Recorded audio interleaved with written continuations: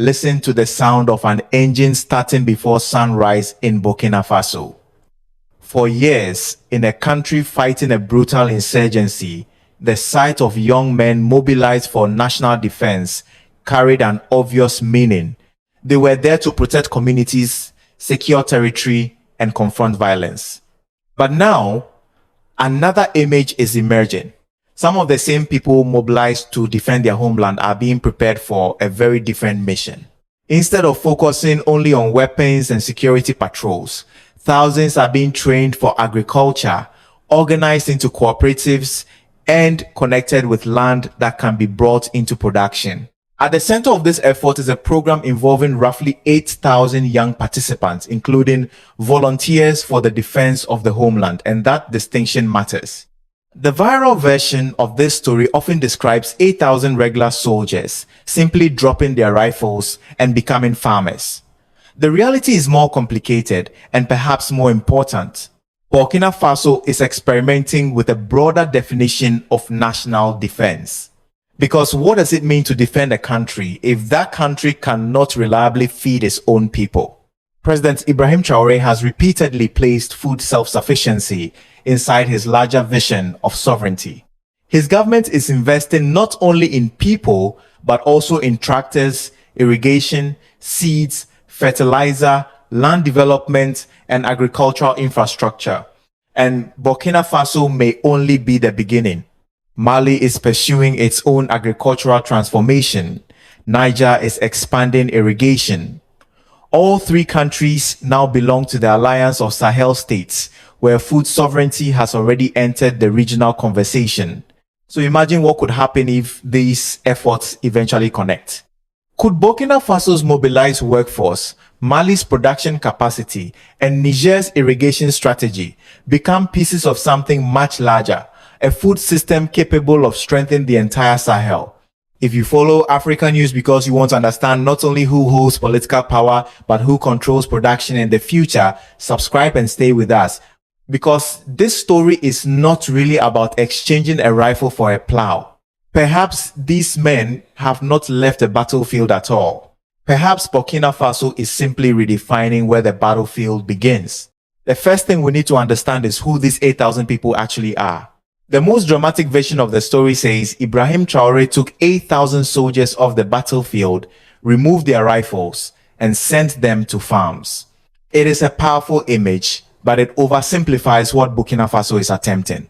The program is designed around thousands of young people, including members of the Volunteers for the Defense of the Homeland, commonly known as the VDP.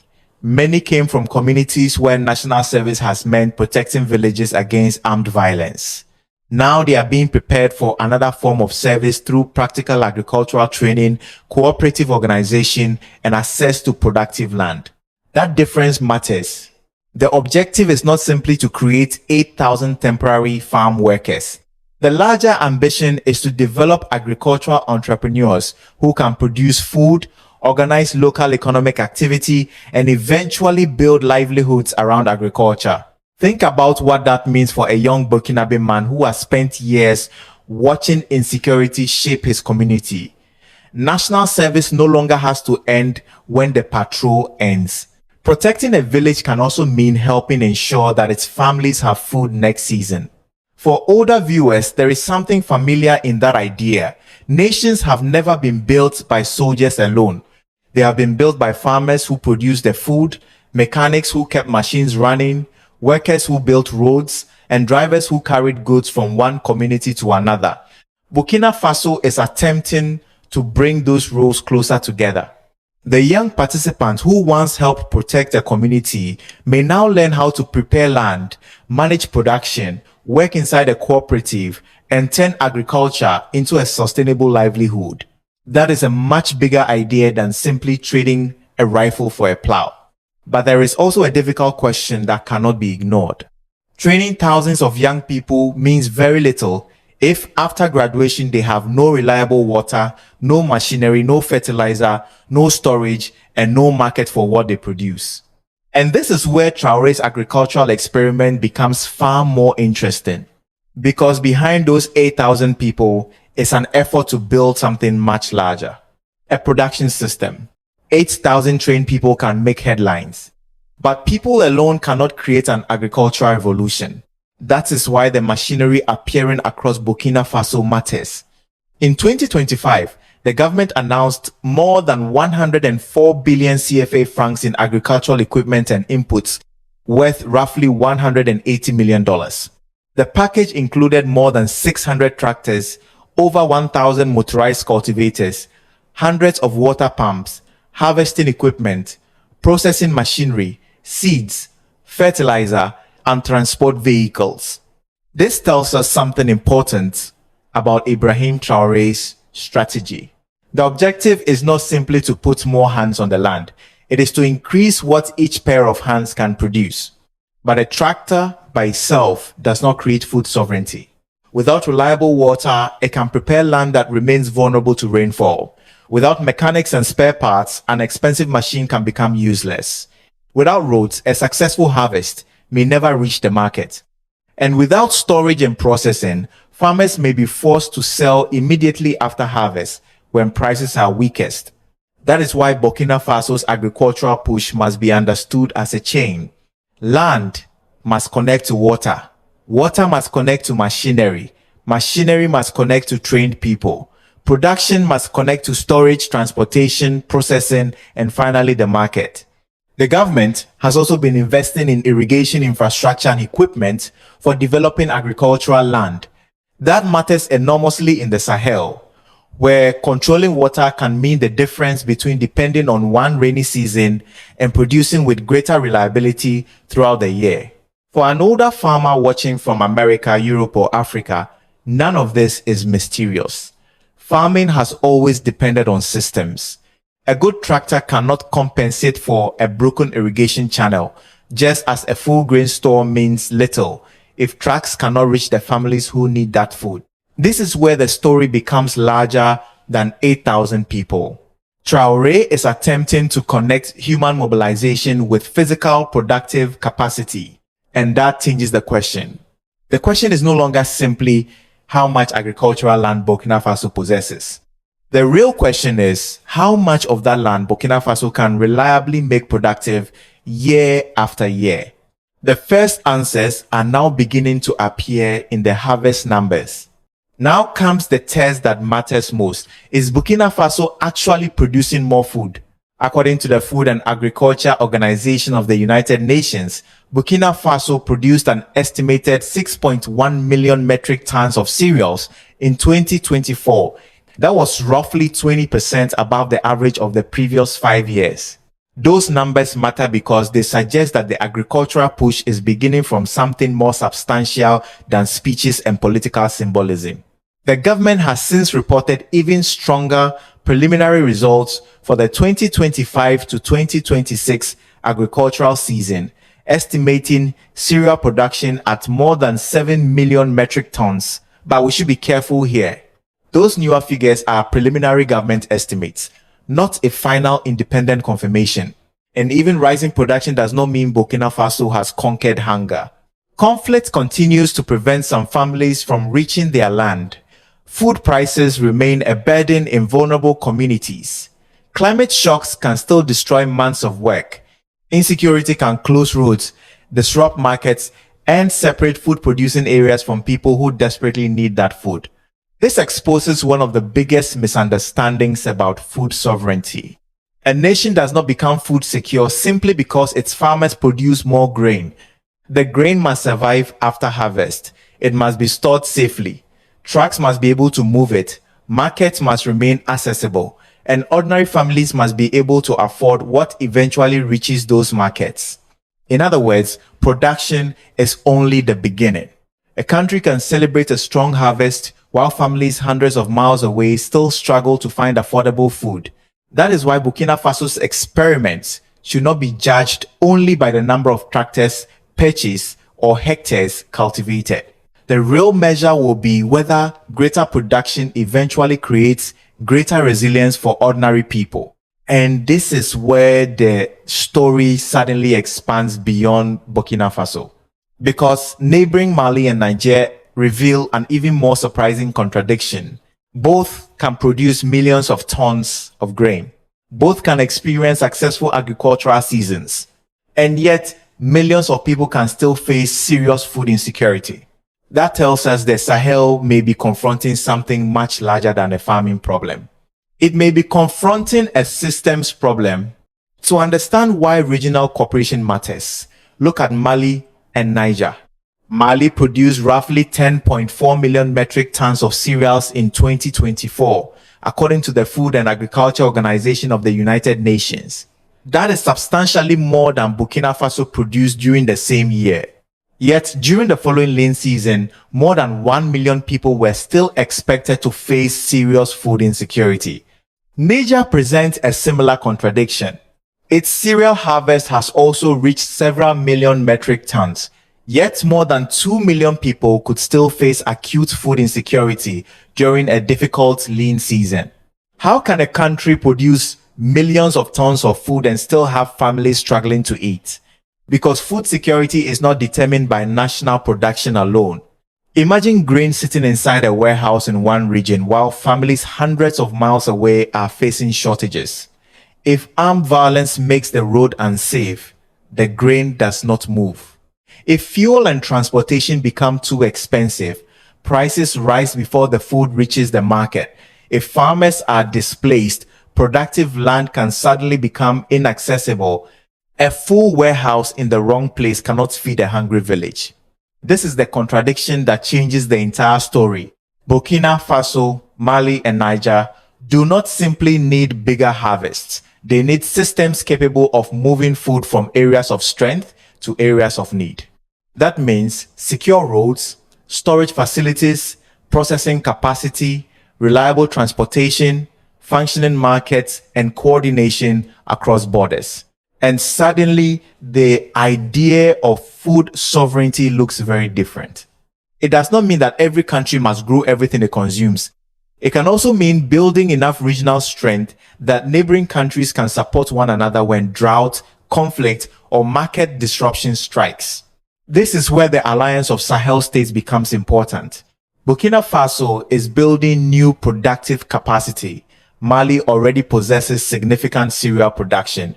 Niger is investing heavily in irrigation. 3 countries, 3 different strengths, 1 shared vulnerability.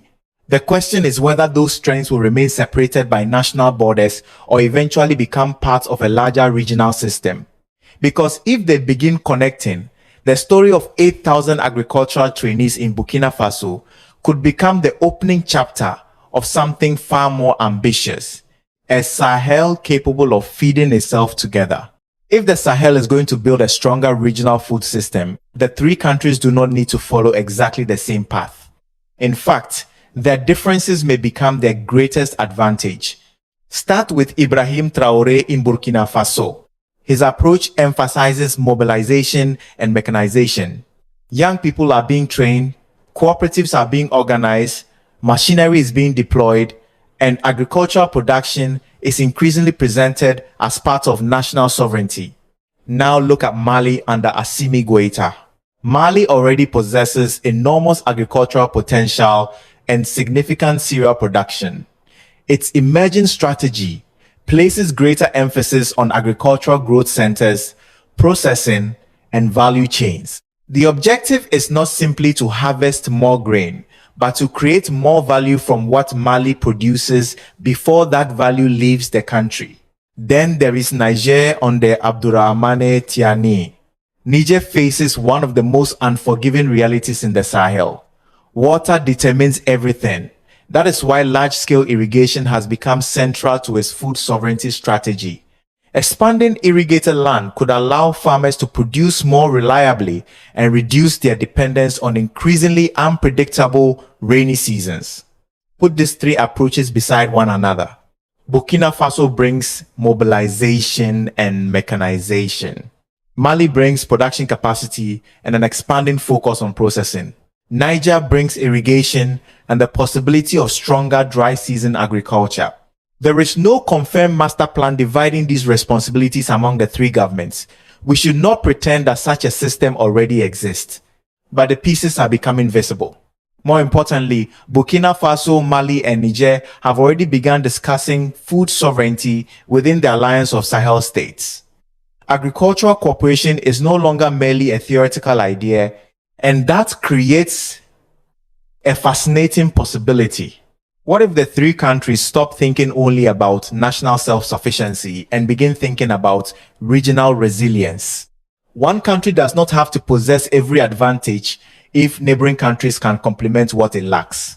That principle has built powerful economic regions throughout history. And it raises the question that could determine whether the current agricultural movement becomes something truly historic. What happens if Burkina Faso's mobilization, Mali's production capacity, and Niger's irrigation strategy stop developing as three separate stories? What happens when they begin connecting? Now imagine those three strengths connected across borders. There is no officially confirmed project called the Sahel Food Corridor. It would be misleading to suggest that Ibrahim Traore, Assimi Goïta, and Abdourahmane Tiani have already created such a system, but the foundations for deeper agricultural cooperation are beginning to appear. In 2025, Burkina Faso, Mali, and Niger brought agricultural officials and specialists together through the Alliance of Sahel States to discuss food sovereignty across the three-country space. Their discussions included irrigation, agricultural processing, research, training, land development, investment, and greater coordination of agricultural policies. That matters because food does not recognize political borders when a crisis arrives. Imagine Niger expanding irrigated production, while Burkina Faso develops more mechanized farming zones and Mali strengthens processing capacity. Now connect those production centers to regional storage facilities and secure transportation routes. A surplus in one country could help cover a shortage in another. Processing facilities could serve producers beyond their national borders. Agricultural knowledge, improved seeds, machinery experience, and technical skills could circulate across the alliance instead of being developed three separate times. The concept is simple. Production zones connect to irrigation. Irrigation connects to storage. Storage connects to processing. Processing connects to secure roads.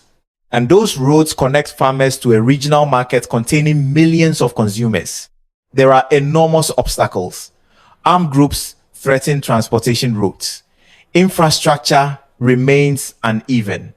Financing is limited. Climate conditions can change quickly, and political declarations do not automatically produce functioning supply chains.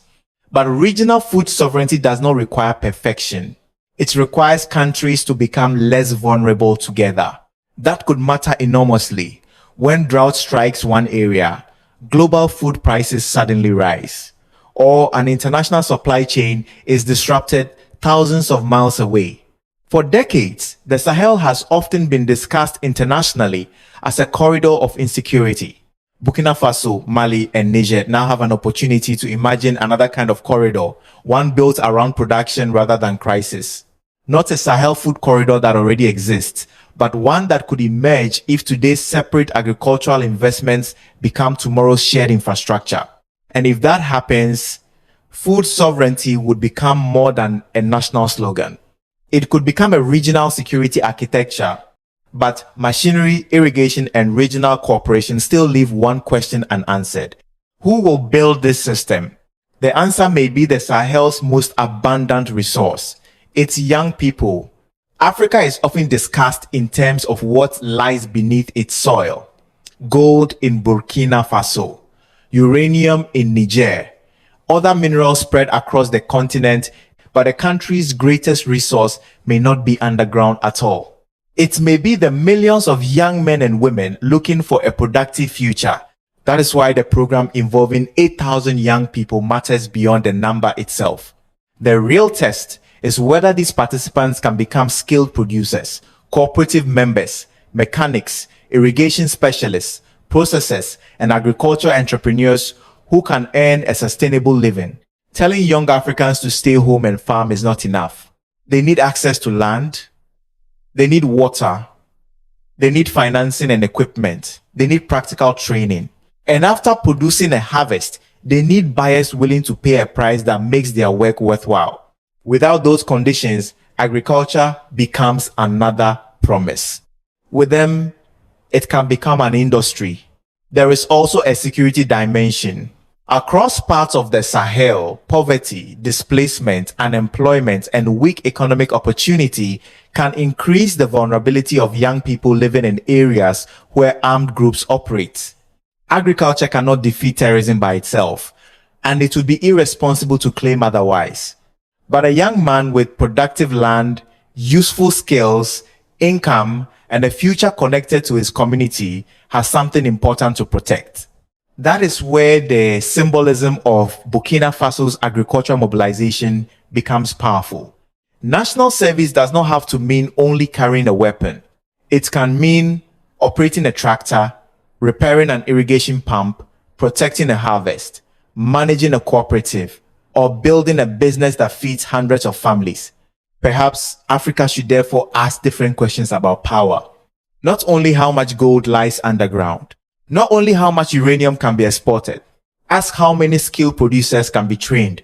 Ask how much land can be irrigated. Ask how much food can be processed at home. Because the next great African resource may already be standing above the ground, waiting for an opportunity to build. At this point, a more uncomfortable question appears. Is the West actually afraid of Burkina Faso's agricultural strategy? Online, the story is often presented dramatically. Paris and Washington supposedly tried to deny Burkina Faso tractors. Western intelligence agencies allegedly expected the country to collapse into hunger. Some narratives even claim international institutions are preparing to sabotage the agricultural program. But the evidence we examine does not support those claims. The real Western reaction is more complicated. Relations between Burkina Faso and France have deteriorated dramatically. European institutions have criticized Traore's government over political freedoms, human rights, military rule, and its growing relationship with Russia. Washington has also imposed restrictions affecting Burkina Faso, Mali, and Niger. Those disagreements are real, but there is no credible evidence that Western governments created a secret tractor embargo to starve Burkina Faso. In fact, there is a striking contradiction.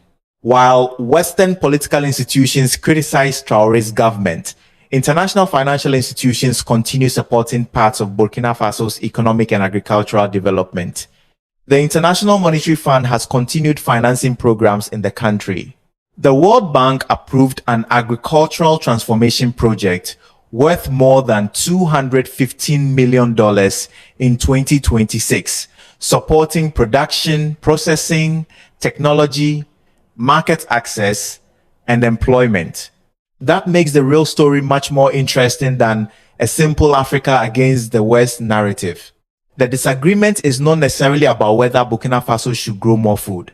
The deeper argument concerns who controls development, who provides the financing, what political conditions surround cooperation, and how much freedom African governments retain when choosing their partners.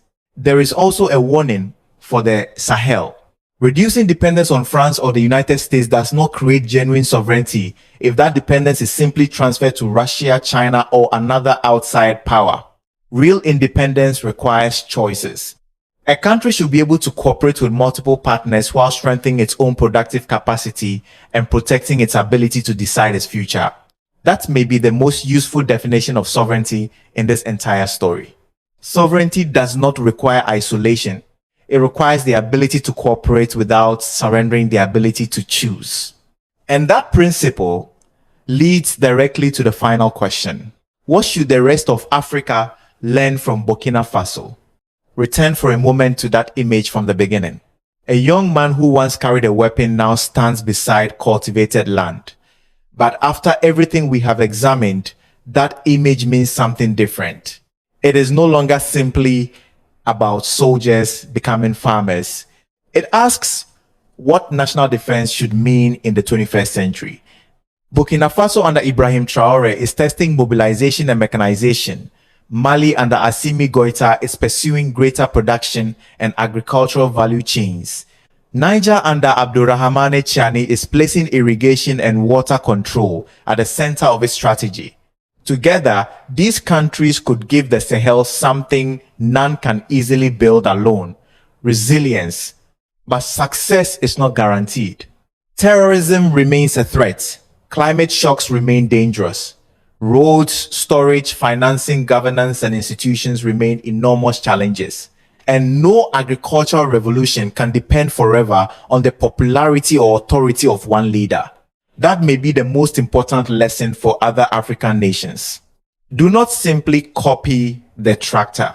Build a system around the tractor. Connect land to water. Connect water to production.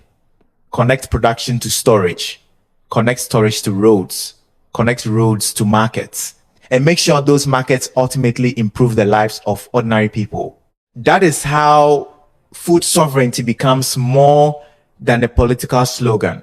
It also explains why sovereignty should not mean isolation.